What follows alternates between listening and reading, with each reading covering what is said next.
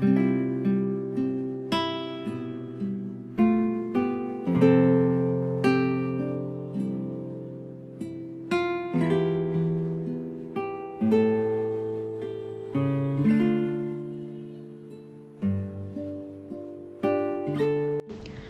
mabuting balita ng Panginoon ayon kay San Lucas.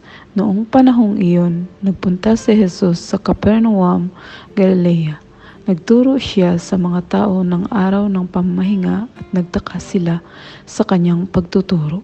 Sapagkat may kapangyarihan kung siya'y magsalita. Naroon sa sinaguga ang isang lalaking inaalihan ng demonyo o isang masamang espiritu. Sumigaw siya ng malakas, "Ano ang pakialam mo sa amin? Jesus na taga Nazaret, naparito ka ba upang pasukin kami? Alam ko kung sino ka. Ikaw ang banal na Diyos." Subalit pinagwikaan siya ni Jesus, "Tumahimik ka, lumayas ka sa taong iyan."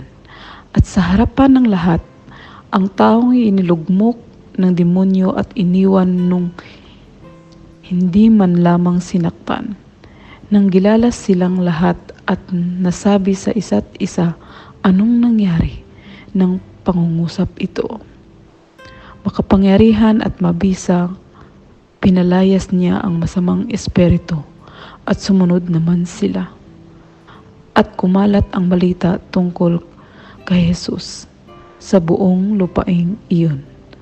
Ang mabuting balita ng Panginoon.